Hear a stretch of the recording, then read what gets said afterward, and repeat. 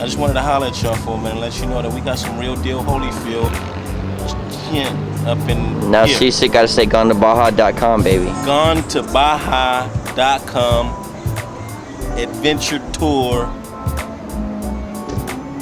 Watch yourself when you get out here, because you ain't ready for this treacherous terrain out here at Playa Escondido, baby.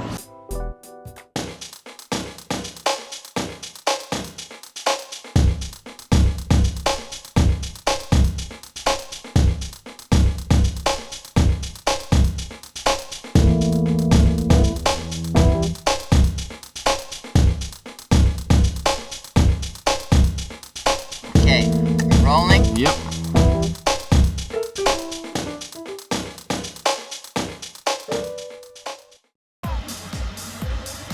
When we go down on an expedition to Baja, California, getting there is half the fun.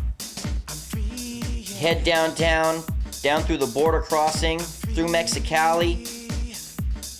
There's a lot of stuff down there on the road to avoid, but it's a pretty fun drive. You can see where other cars haven't had such good luck.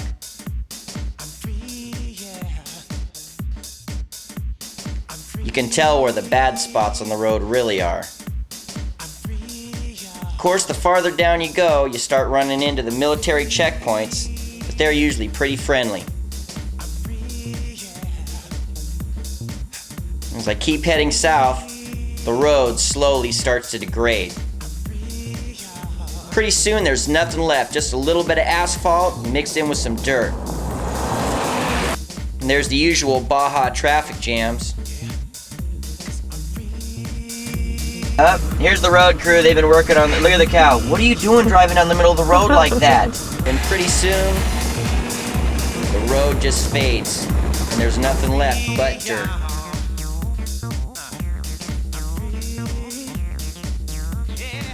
Okay, there's two ways to get down here. Either the way we came in the truck, which is kind of rough and takes pretty much a long time, and airplane, which takes less of a time, but it involves a whole different set of risks. Get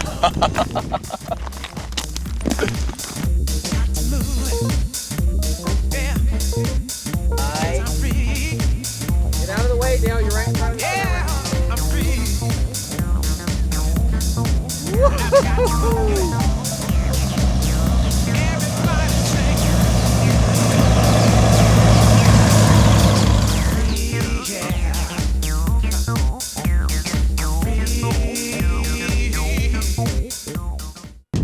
Heard there's a wind coming in, funneling out from the mountains coming over by the islands. And we did a radio check down south, so it looks like it might be too dangerous to go out, but we're gonna go out and check it out and see how it is, but we're gonna go to the top of the mountain first and do the white cap.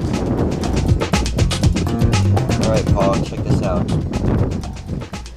You wanna look for bumps, irregular bumps, and white spots right on the edge of the horizon before the big island. That's where that valley comes through from the other side. And it runs straight out from the shore, straight out into the ocean. Oh. See what I'm saying? What I'm seeing is a lot of frothy white water.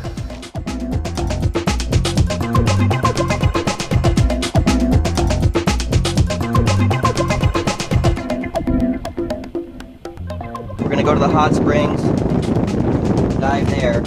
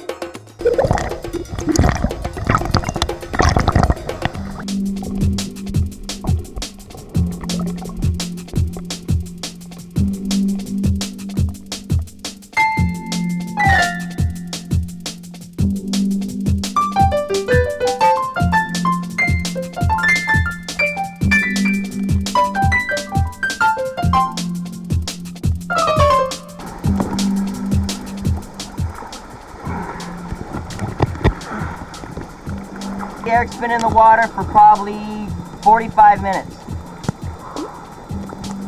You got, buddy? Oh, yeah! Oh, that's a snapper, dude. It's a big snapper. Visibility wasn't too good, but we had a good time. Got some dinner, so hopefully tomorrow the islands will be even better.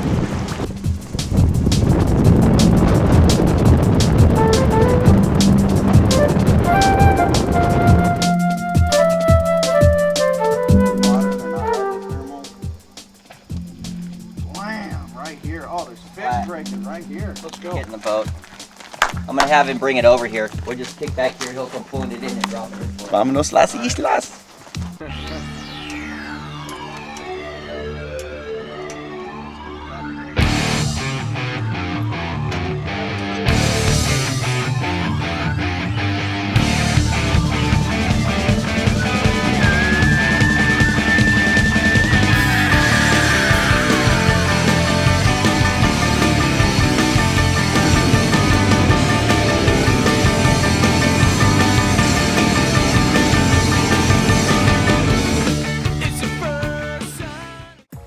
Alright, I'm Dale, we're gone to Baja Adventures, out here at Salvatierra Island, Preston, San Diego. Okay, here's the basic idea of how these babies work. Okay, this is a rifle, it's a mid-handle spear gun. It launches off the back here instead of the handle being in the back, it's in the middle. So you get more movement off the gun without having it to be all the way in the back like that, so you can swing it on fish easier. Safety is when this is pushed down into the firing pin like that. When that's like that, this cannot shoot, okay? So as you're going along, once you're loaded up, when you get ready to do your dives, just pull this out and shove it in there, and then it's ready to go. So it's always ready to fire. Doesn't have the flick on off safety. I just find that messes me up, you know what I mean? When I go underwater, I'm ready to shoot, so that's that. To set it up, first you put it on safety, push it down, you kind of like put it in there, there's like a little hole, and you push it down on there. First thing you do is you take your slip tip, it goes up on the front like this. It's made so when it goes into the fish, when the fish freaks out and comes off and starts freaking out on you, he's got this cable so he can't go off. Otherwise, when he's on the shaft like this and he shakes, he can rip himself off, leave a big chunk. So you put this on, you pull this slide all the way back, and then to load it, reach back with you take the bottom one first, and it's gonna go to this top piece right here. Pull it back, pow, there's one. See how you got this thing in between there? You grab the next one, always make sure you reach up above those things. You don't wanna get your fingers caught in that right there. It does bad things to them. Reach up.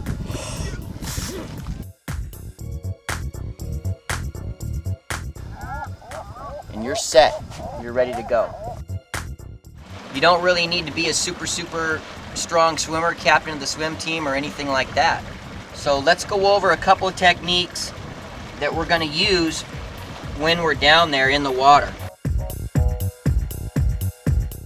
Free diving, or skin diving, as they call it, is basically snorkeling, holding your breath, and diving under the water. You wanna take 3 deep breaths. Okay, you don't want to hyperventilate. You don't want to, you just want to take 3 deep breaths. That's going to it's going to put a lot of oxygen in your system, and it's going to lower your heart rate at the same time. Okay, on your last breath, when you breathe in, as deep as you can, and then you want to gulp air and pack your lungs. Mm-hmm. That's what's going to increase your bottom time. Mm-hmm. People just hold their breath, but the more air you put in your lungs, mm-hmm. the longer you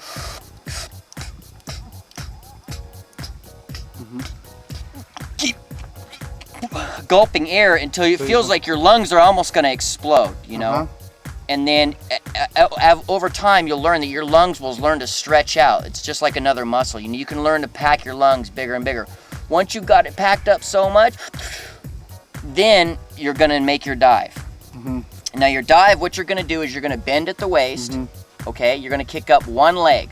Mm-hmm. In scuba diving, they teach you to kick up 2 legs, but that makes too much noise. You kick up one leg straight up, and you'll feel the weight of that leg start to push you down into the water. Your other leg still in the water can go like this, and that will start your downward movement. You want to go straight down to the bottom. Straight down. You don't want to move around like a predator. You don't want to chase the fish. You chase the fish, they'll ditch you every time. You're going to go straight down to the bottom. As you get to the bottom, level off with your non-trigger hand, grab a hold of a rock, okay? Pull yourself down and relax. Within about 10 seconds, everything you scared on the reef from dropping down will start to come up out of the rocks and start to move around. If you don't see a fish by another 10 or 15 seconds, go ahead and come up and relax, you know what I mean? Clear out yourself. You don't want to try to push your limit, especially where we're at out here, you know what I mean? But what I find is I'll do 20 to 30 second dives, so I don't burn myself out. That way when I do see one, I still got, you know what I mean? I still got my whole reserve left. Now, you're on the bottom. See the fish, he's coming in, you get him lined up. You want to keep your arms straight, okay? That's going to absorb the recoil from the gun. You don't want to fire like this, looking straight down the barrel, because when it kicks back, whack! It's going to hit you right in the face with enough power to make you bleed, possibly knock your teeth out. So be aware that this is a real weapon and it can hurt you. Put your hand on the back to absorb some of the recoil. Put it up so your hand is just under your chin, and you put the tip of the gun on the fish. The tip of the point on the fish, aim right behind the gill plate in the center of the fish. So here's your fish, center of the fish, right behind the gill plate. The placement of the spear shaft is everything. Aim, fire.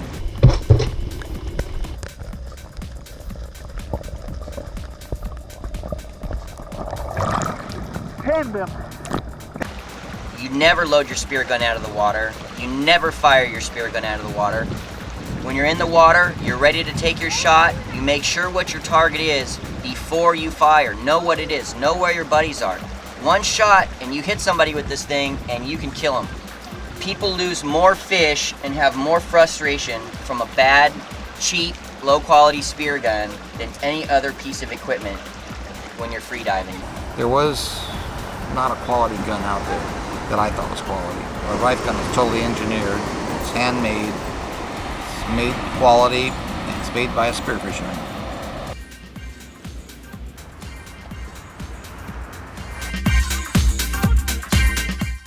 Well, actually, I started diving when I was 8 years old. I was like 12 years old when my dad gave me my first spear gun under the Christmas tree. And that's where I first had a mask on my face and saw the underneath. And I got so excited what I saw.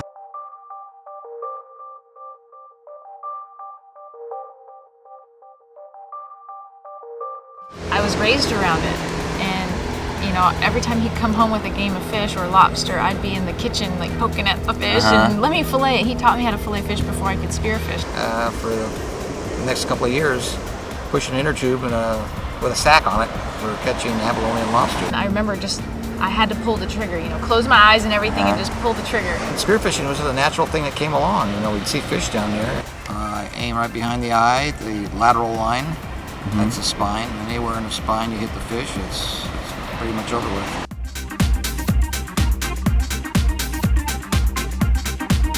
Instantly I had this rush, and I was always a tomboy. I was doing junior guards and surfing and lifeguarding and stuff like that. So a lot of that, you know, gave me so much comfort in the ocean. I shot my first calico bass, like 5 pounds, or not 5 pounds, the yellowtail was 5 pounds, but the calico, just, you know, a little 1 or 2 pound calico, just barely legal. But it was such a thrill to come home and whip that up. If you get a cheap, underpowered spear gun, you're gonna injure a lot of fish, and you're gonna wonder, why did I miss that fish? He was lined up perfect, I had the shot. Why did I miss it? There was not a quality gun out there that I thought was quality. And I know spear guns, spearfishing all my life. Right. There wasn't really a quality gun that you go out and buy. I knew there was a need for one. And so I started working in my garage and with friends to help develop the first rifle spear gun, which we started selling in 1980. company. I'm the only manufacturer that makes a quality gun, like for blue water hunting, that can be purchased through a dive shop. This gun right here is called the Rife MT3, or Metal Tech 3. It's basically the most advanced spear gun on the market today. Made of anodized aluminum. All the parts on it are nylon that are impregnated with fiberglass for strength.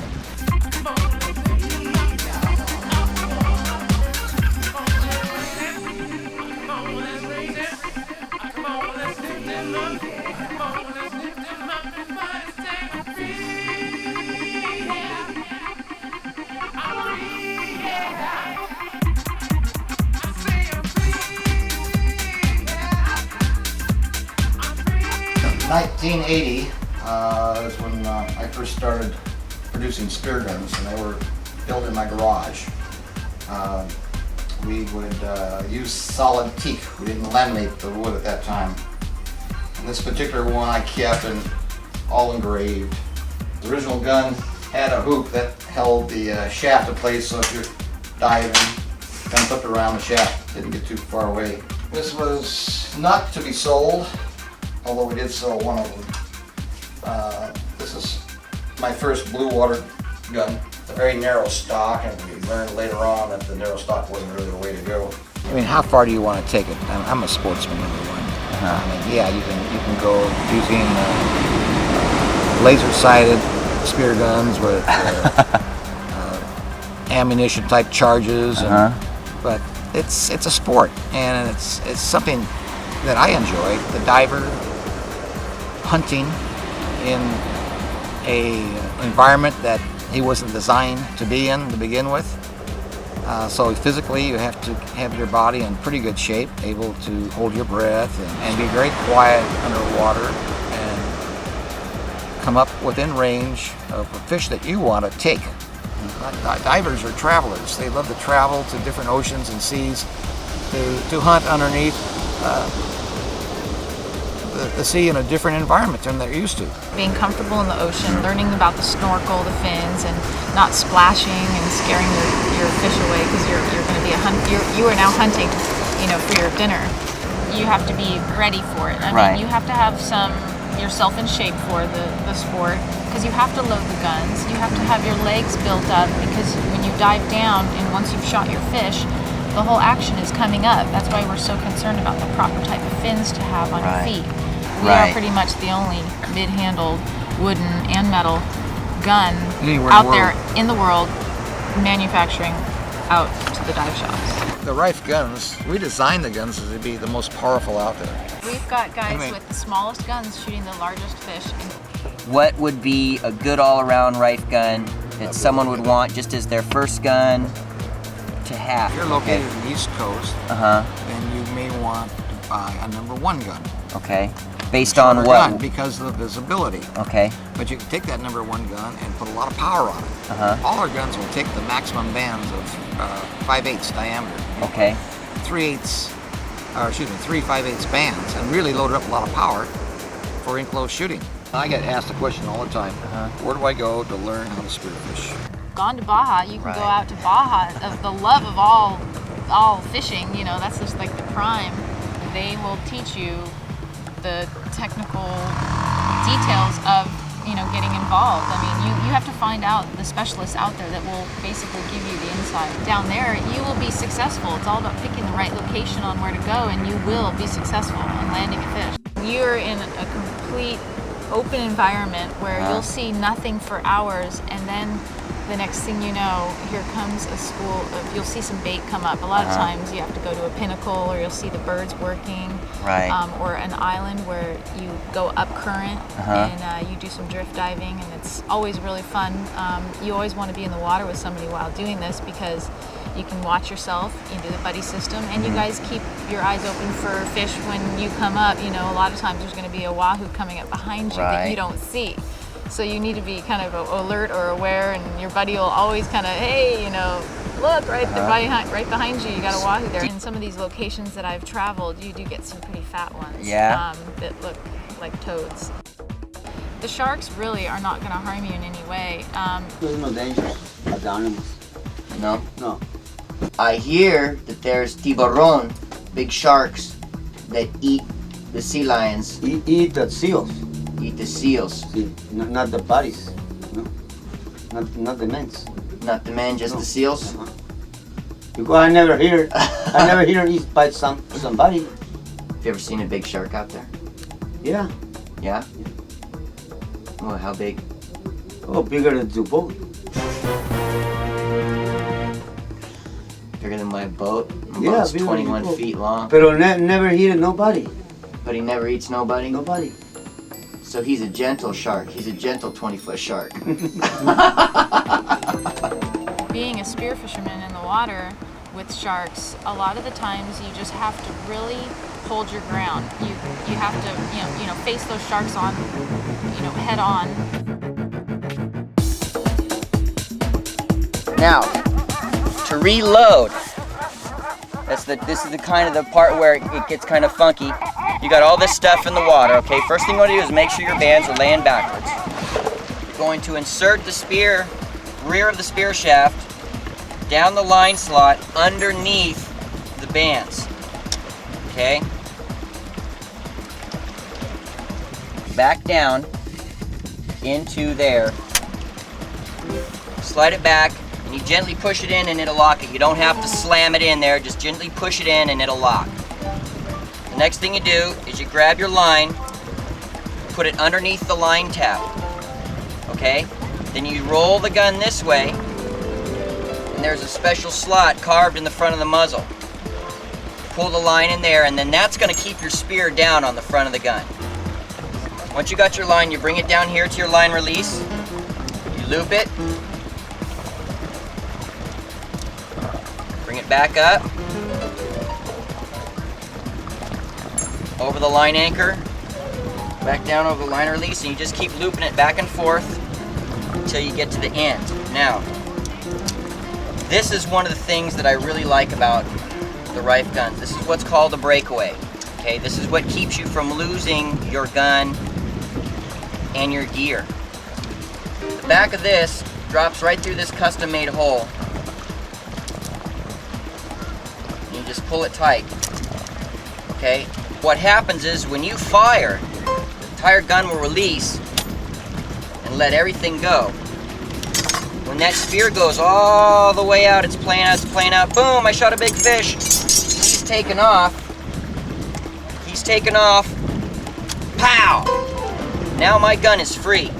I can swim back up to the surface with my gun. I don't got to worry about losing it and it getting stuck in a rock. The next thing in sequence to this is called the float line.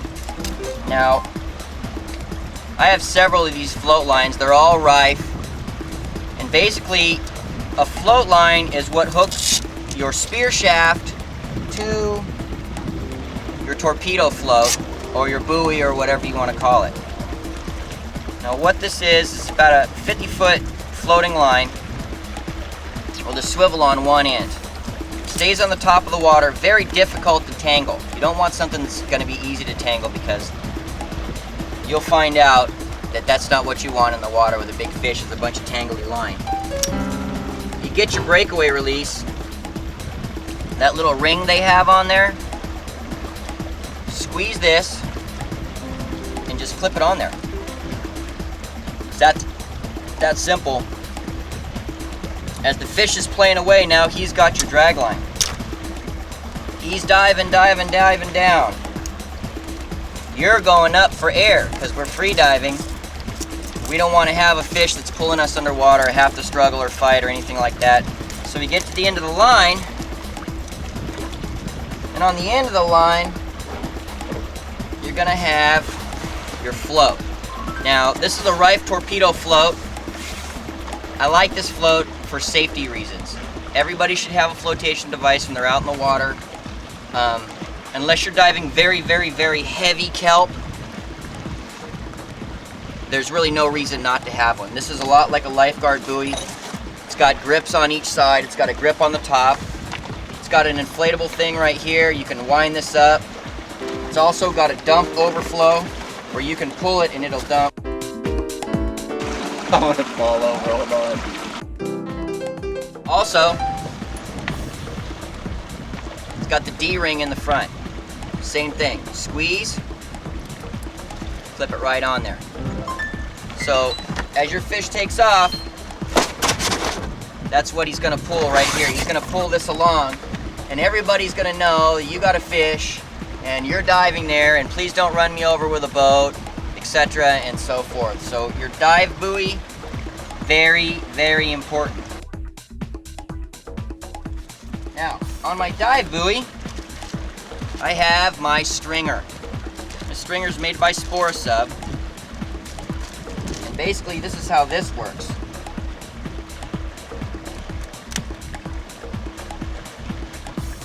You got a spike and a piece of cable. Now, it doesn't look like much, but this is basically the most effective fish stringer made. What I do is, I put it right here through the D-ring of my float. Bingo, just like this. Okay? Now, any fish I got, I'm gonna come over here, I'm gonna take this spike, and I'm gonna put it right up in their head. And what that's gonna do is it's gonna take the fight out of him. He's not gonna wanna do much after that except for take a nice relax. So, put that through, and then you can put it through their gills, put it through whatever, and then I like to bring it back through, put it in, click, and it's on there like that. They're not coming off. Okay, this is What they call low volume. low volume, very, very close to your face. A lot easier to clear your ears, you know? Put it on there and then just breathe in with your nose. Oh, that's nice. They're a lot easier on your ears and your sinuses and stuff when you're trying to clear, and makes it really, really enjoyable. When you get a good mask, man, you can really tell the difference. Yeah. Between just something you pick up, you know, Yeah. and a nice one. The rubber's a lot better. And since it's so low to your face, when you go to clear your ears, when you dive down, there's no air volume in there. Yeah. So all the air, the extra you have to come up out of your lungs to like create the clearing process, you don't have to come up with that much air. It's much easier. It's the world. Mask defogger. In the old days, people used to spit in their mask. Just spit in your mask. Those days are over. There's people out there called chemists that know a lot better how to make stuff that's better than spit. This is some of it right here. Seal Gold. This is the anti-fog gel. Put a little bit in your mask, rub it in. You have a great fog-free dive. You know what I mean? Don't spend the extra $2. What was this one? $3.99. Get yourself a good thing of defog, and you'll really, really have a better dive. Just spit in your mask. Although it does work, I did it for years because I was like, just spit in your mask, but you know, I'm getting modern. I've used all kinds of fins over the years, and I finally found some that I like. These are also DeSalt Spore Subs, and what I like about these is it gives you all the advantages of a regular freediving fin. As you can see, they come in parts. The reason that I like these types of fins and these types of fins, is the same reason that they have no buckles. Yeah. You know what I mean? And buckles, as you're swimming this way, your buckle's facing this way, so the first thing it wants to do as it goes by is hook. You know what I'm saying? Yeah. Hook up on something. Where these, you can swim through kelp and rocks and stuff, and you just slide right through it. People fly in, we're bringing gear in, we're going out to the islands. We don't have a lot of space. So these will actually break down to half their size, and they go together real easy.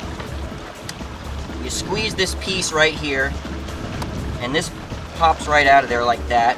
The clip comes out. You take your blade. Now these blades come in 3 different, not thicknesses, but 3 different force levels is what I would say. They've got the blue, which is a softer blade, easier on your legs. You can scuba dive with them if you've got a lot of weight on you or if you're doing shallower dives. Then you can switch to this blade, which is what I call the free dive blade or the black blade. It's a polyethylene plastic, very, very durable. You can see mine are all scratched up. Many different types of weight belts. You got your rubber weight belts, which is actually better because they'll shrink and expand to your body. This is just your basic weight belt. Slide your buckle in there.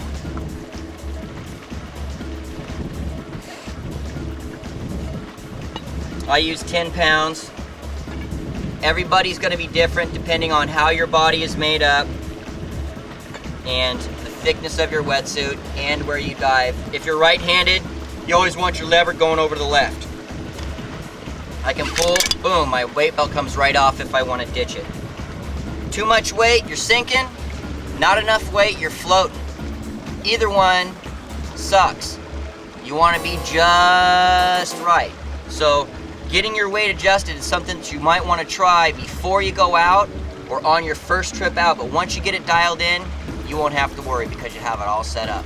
You know, polarized sunglasses, you can check conditions in the water without having to get in the water. You know, I can look in the water, see what the visibility is, see what the currents are going to be. I can see underwater sea mounts in the water that are just below the surface with these polarized glasses.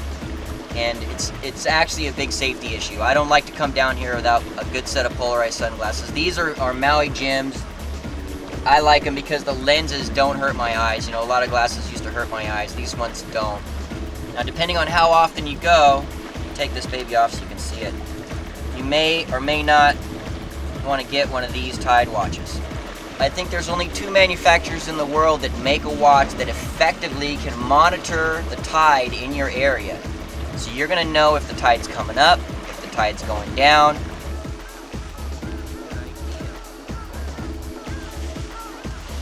Very, very helpful watch for people who spend a lot of time in the water. We'll get in right here and we'll motate our way around. See where those pelicans are, and see that rock way out there? That entire area right there is only about 12 foot deep, and it's full of snapper and triggerfish. Okay. They come weave in and out of the caves, man. You just sit right there in the mellow water and just wait for them to come out. Pow! So let's get our stuff on and go pop us a fishy.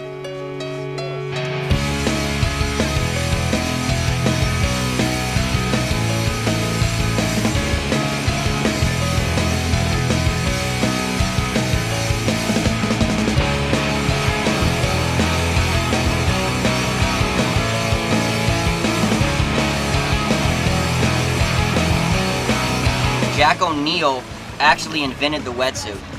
He first started with a piece of foam that he cut and then glued some plastic to it and made his first wetsuit out of that. This 5 mil wicks away the moisture from your body, still keeps you warm. And then the rest of the wetsuit is different panels that are very stretchy. 5 mil, 3 mil, 2 mil panels. So when you get the wetsuit on, you can move around in the water, you're staying warm, but it doesn't restrict you a lot.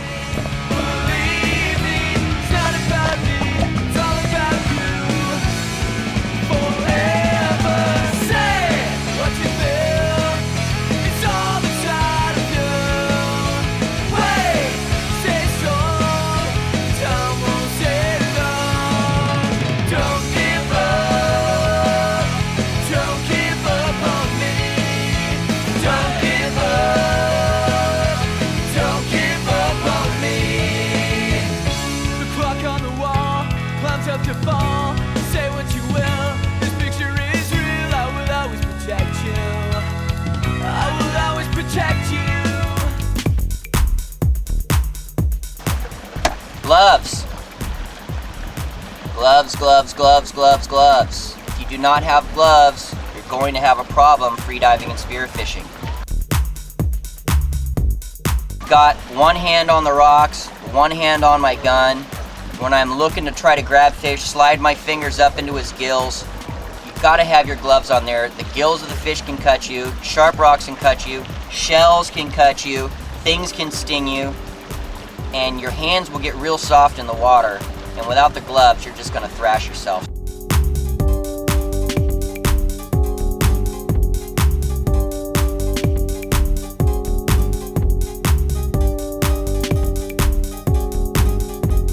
Two kinds of snorkels you can get. You've got your regular J snorkel, which this is basically a freediver hunter snorkel, very basic.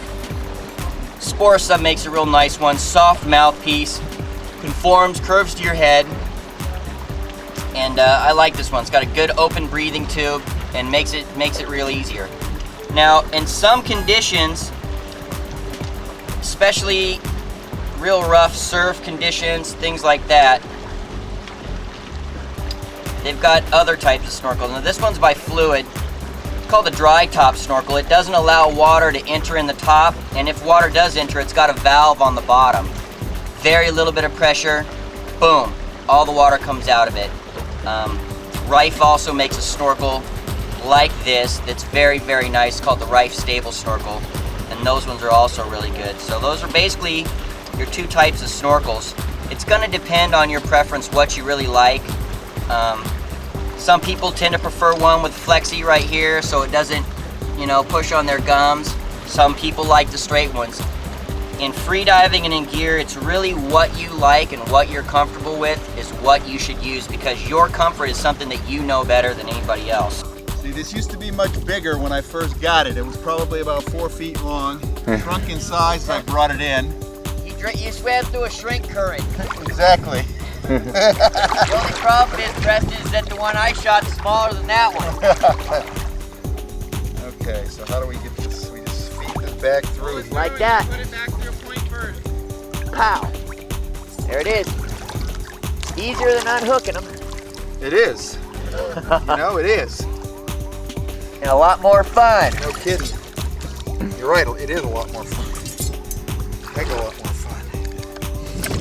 Never have had so much fun keeping that trigger fish. See? Here's the little one I got. Let's put them side by side to show. Oh, yes, you can show. Yeah. We got the pro against the amateur. You know. Chow! Trigger love. Oh. You see him biting? Oh. Look at that. Jeez, you're right. Thought I was kidding, huh? That's why I took. If you look at his eyes. Yeah. When we got that thing, the first thing I did was shove a knife through his head. Because of this. No, not my finger. You see how he just kind of came right up to you? You know what I mean? Yeah. Moving nice and calm and quiet, not like a predator, and all of a sudden, hey, what are you, Mr. Non-Predator guy? Oh! Out here, there's these siphonophore jellyfish. Super, super tiny. You can't even see them. Yeah, well, that's what I got. And they give you love and kisses. Make you in touch with nature. For our next stunt, we will be going out to the seamount offshore, where there are large groupers, triggerfish, snapper, and other things. And we're gonna shoot them. We're gonna eat them.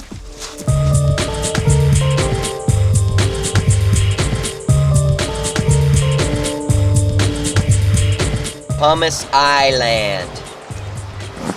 Blown up volcano. Full of water.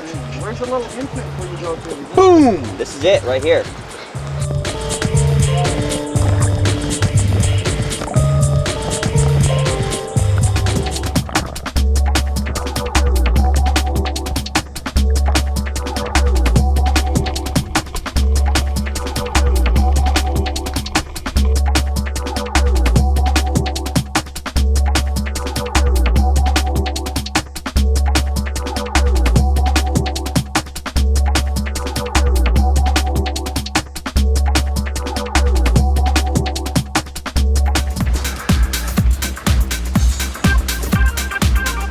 Guide. Skylar, grouper fillets tonight. Woohoo! On the island, ready to eat. Yeah. Nobody's going hungry tonight. That baby up. Watch your fingers on his gill raker, so rip you apart, dude. Oh yeah, that's a beauty, Dale. Nice fish. Nobody's going hungry tonight. Nice fish. About a 28 inch. Thank you, Preston, for letting me shoot your fish. About an 8 or 9 pound grouper.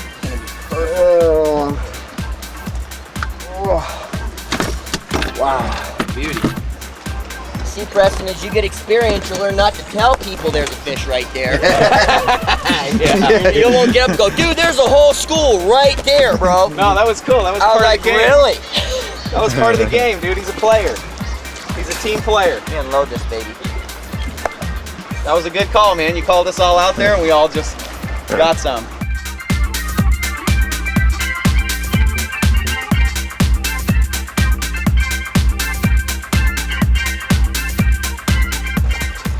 Should get just the squelch. Gonna check into the base camp that way. People know that we're not out here dead. They know that we're out here filleting fish, eating food, instead of being out here hoping for rescue. Here I am filleting fish. I have in my pack a Kevlar and steel glove. Never been used to this day. Brand new. Every time I go to fillet a fish, I never want to go to my guide pack and get it out. Why you gotta sharpen your knife?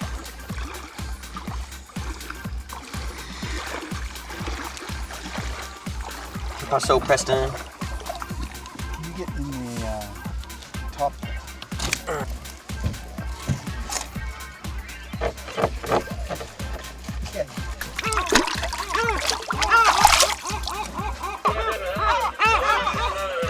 Mine! Mine! Mine!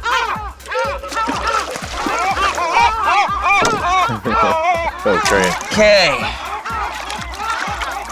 Now. He got a bunch of friends. Yep. So now I'm going to be pooped on by 1,000 seagulls at the speed of light. Good thing seagulls don't poop rocks, because we could get knocked out around here. Okay, see that? Boom. Grouper into 2 boneless fish fillets.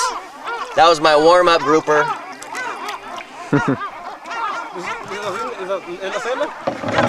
Es de la chiquito. Tenemos dos.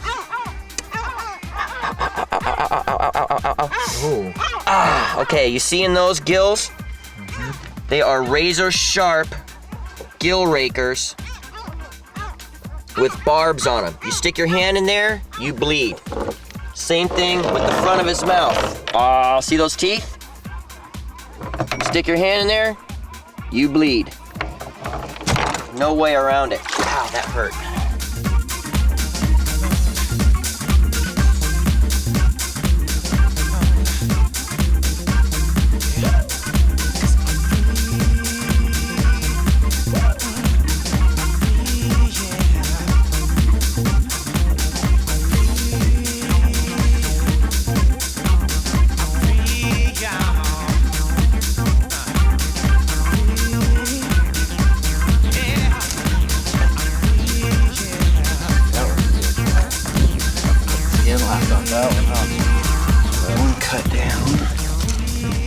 Too steep an angle, and then so you don't waste, come around the back if you can of the rib, and then if you want you can fillet out the back of the rib too.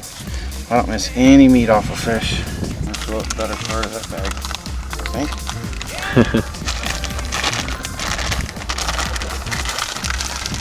Better take one of those home. That is a razor sharp knife right there, razor sharp, unscathed. That is a tough fish. There's some of the fillets right there. Here's some more of the other. Here's some trigger fish fillet. And then I have some more snapper fillet in the cooler. We're gonna break that out. The rice is done. They're gonna come in from diving any minute. Take some to feed me along the way. Okay, here we are. Cooking the fresh grouper that we got out here on the island. A little bit of Old Bay seasonings, some garlic. Just that one fish is gonna be enough to feed all of us. You don't get any fish down here, which is very, very, very rare. You can get big shrimps. You can get them right off the shrimp boat. You can drive right up to them, they'll sell you shrimp. But this isn't a big shrimp. That is a big shrimp. Look at that. That goes from, well, it's as long as my hand. That shrimp is as long as my hand.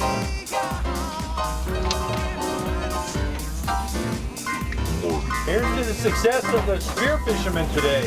They're here. See, we got tuna collar, tuna belly. Woo. How many total tunas today? Four. Four tunas. So how much total weight? Over 400? Over 400 pounds. Salud, presenta some more. Here's to GoneToBaja.com. Here's a good grouper hunt.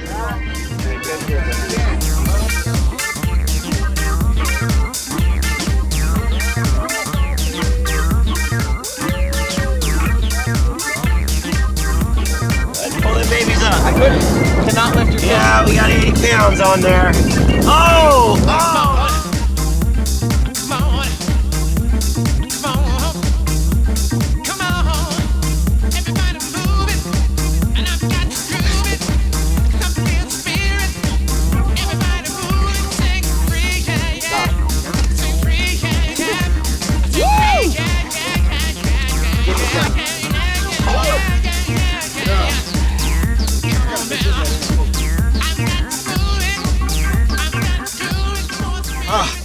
How's the Vizzo today?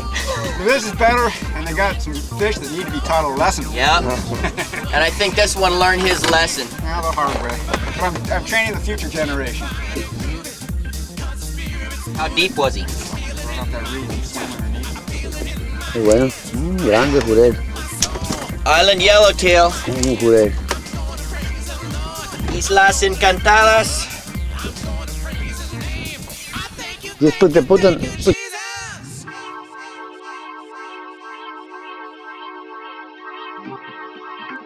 I was creeping the bottom, doing 1-minute dives, moving 5 feet every 10 seconds between rocks, and just came across him. I was on top of him. I shot him from about 6 feet away. Blam! Spun him in some circles, got him in tight to me, hooked him up, and brought him to the surface. That's fine. Shot down. Hold him up so I can see him, dude. Oh, yeah. Hey, Brad. Brad.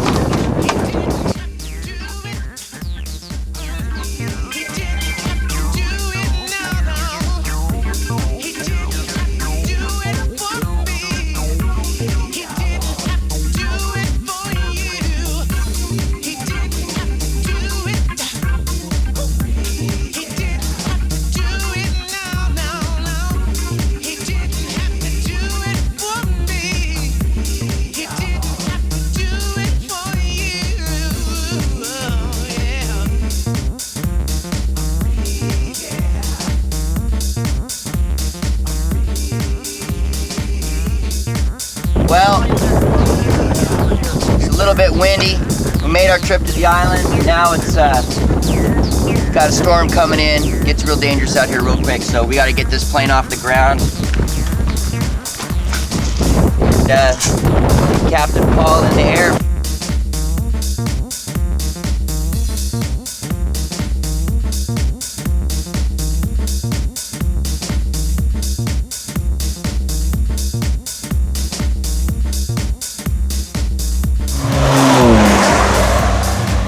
Get out of the runway, dummy. Woo!